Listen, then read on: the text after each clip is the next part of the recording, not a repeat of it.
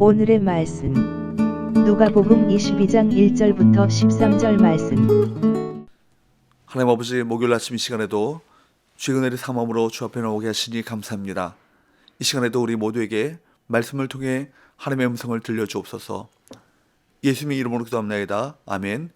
할렐루야. 성교 성도 여러분, 오늘 하루도 하나님의 은혜와 평강이 여러분 삶에 넘쳐나게 축복합니다.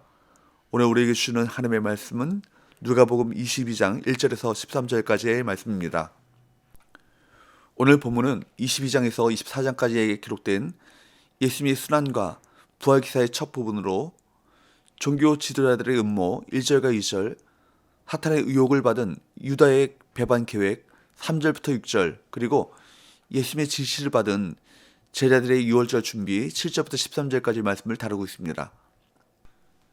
1절과 2절, 유월절이라 하는 무교절이 다가오매 대제사장들과 서기관들이 예수를 무슨 방도로 죽일까 궁리하니 이는 그들이 백성을 두려워함이더라. 무교절은 이스라엘 백성이 애굽에서 구원받은 사건을 기념하는 절기로 유대인의 원력으로 1월 14일부터 21일까지 일주일간 지키는 절기입니다. 7일 동안 누룩이 들어가지 않는 빵만 먹기 때문에 무교절이라 그렇게 부르고, 유월절 어린 양을 잡는 첫째 날을 유월절이라 부릅니다. 그러나 넓은 의미에서 유월절이나 무교절은 같은 의미로 사용됩니다. 무교절이 다가왔을 때 종교 지도자들이 예수님을 죽일 궁리를 한 것은 예수님이 예루살렘에서 이루실 대출애굽 사건을 역설적으로 예고합니다. 그들이 예수님을 은밀하게 죽이려고 한 것은 백성이 두려웠기 때문입니다. 이때 사탄은 가룟 유다를 통해 역사합니다. 3절 4절, 12 중에 하나인 가룟이라 부르는 유다에게 사탄이 들어가니 이 유다가 대제사장들과 성전 경비대장들에게 가서 예수를 넘겨줄 방도를 의논하며, 가룟 유다에게 사탄이 들어가 대제사장과 성전 경비대장들에게 가서 예수님을 넘겨줄 방법을 의논합니다. 가룟, 즉 이스카리오트라는 말은 이스케리오트의 음역으로 그리옷 사람을 뜻하죠. 그리옷은 유대 지역으로 헤브론에서 남쪽으로 약 19km 떨어진 곳입니다. 5절 6절, 그들이 기뻐하여 돈을 주기로 언약하는지라 유다가 허락하고 예수를 무리가 없을 때에 넘겨줄 기회를 찾더라. 가룟 유다는 돈을 주겠다는 약속에 예수님을 넘겨주기로 합의하고 예수님 주변에 무리가 없을 때를 노립니다. 유다가 예수님을 넘기는 대가로 받을 것은 돈, 곧 더러운 이익이었고, 그가 할 일은 그들이 두려워하는 대상, 곧 백성이 없을 때를 찾는 것입니다. 대제사장과 서기관은 유대 사회에서 최고 지도자들입니다.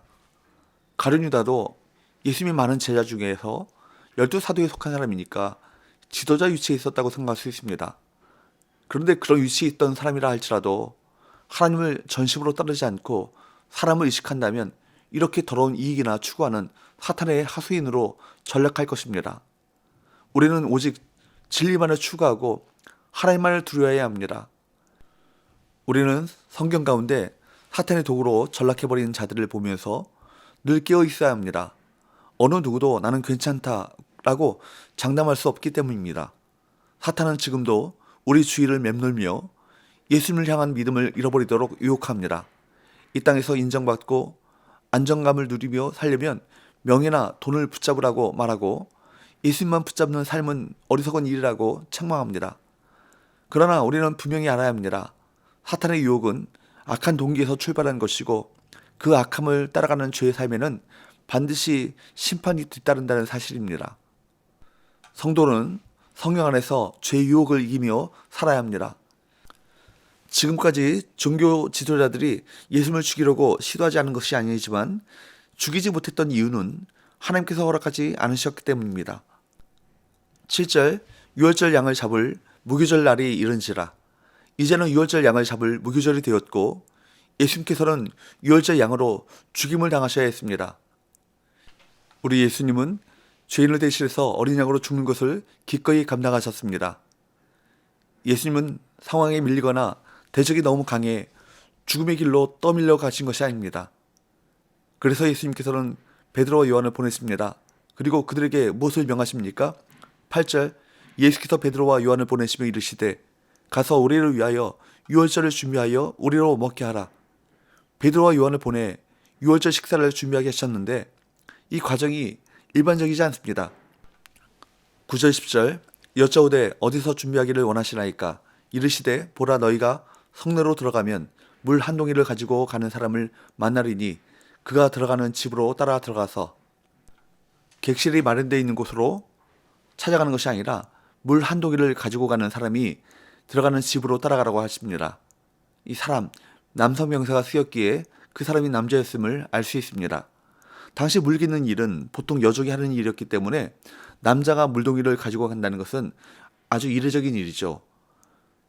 제자들은 예수님의 말씀대로 그 사람을 따라가서 유월절 식사를 할 방을 마련했습니다. 유월절에는 방을 구하기가 몹시 어려웠는데 그 방은 예수님을 위해 이례적으로 비어 있었습니다. 11절 12절 그 집 주인에게 이르되 선생님이 내게 하는 말씀이 내가 내 제자들과 함께 유월절을 먹을 객실이 어디 있느냐 하시더라 하라. 그리하면 그가 자리를 마련한 큰 다락방을 보이리니 거기서 준비하라 하시니 이처럼 주님은 이 모든 것이 하나님의 섭리에 따라 이루어지고 있음을 보여주십니다. 세상에는 우리가 이해할 수 없는 일들이 많고 악인들이 득세하는 것처럼 보이지만 그 모든 것이 악인들을 멸하시고 하나님의 백성을 높이시기 위한 하나님의 섭리라는 사실을 깨닫고 주님을 의지하며 믿음을 잃지 말아야 할 것입니다. 여러분, 오늘 말씀에서 예수님께서 유월절을 준비하시는 모습을 보십시오. 그날에 벌어질 일을 잘 알고 계셨지만 차분히 준비하십니다. 예수님은 악에 휘둘리지 않으셨습니다. 악한 자들을 아셨고 그들의 음모도 아셨고 장차 벌어질 일도 아셨지만 그것들이 예수님의 마음과 삶을 바꿀 수 없었습니다. 예수님 앞에 놓인 일들은 배신과 수치와 고통과 단절이었음에도 예수님께서는 그저 그날에 해야 할 일들을 묵묵히 하셨고 기꺼이 그 길을 걸어가셨습니다. 오늘 말씀을 통해 우리는 급하고 바쁜 오늘을 어떻게 살아야 할지를 깨닫게 됩니다. 그저 묵묵하게 옳은 것, 해야 할 일을 하면 되는 것입니다.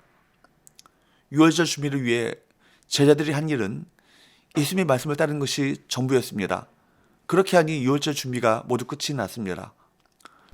중요한 날이었지만 제자들이 스스로 한 것 혹은 할 수 있는 것은 아무것도 없었습니다. 그저 말씀을 듣고 말씀을 따라갔을 뿐입니다. 이것이 경건이죠. 경건의 능력은 경청이고 순종인 것입니다. 하나님은 말씀하시고 우리 앞에 모든 것을 두셨습니다. 악한 자들은 치열하고 치밀하게 계획하고 실행합니다. 그런데 경건한 자들은 그저 단순하게 주어진 일을 할 뿐입니다. 이렇게 보면 악이 득세하는 것이 당연해 보입니다. 그러나 하나님이 계십니다. 그들의 계획과 노력에 하나님이 함께 하시지 않습니다. 치열했던 자들은 빈손으로 돌아갈 것이고 그저 순종한 자들은 풍성히 받을 것입니다. 기도합시다. 하나님 아버지, 악한 자들의 음모를 아셨음에도 아버지 하나님의 섭리를 믿고 해야 할 사명을 감당하셨던 주님처럼 하나님의 섭리를 신뢰하면서 우리에게 맡겨진 사명을 충성스럽게 감당하게 하여 주옵소서. 예수님의 이름으로 기도합나이다. 아멘.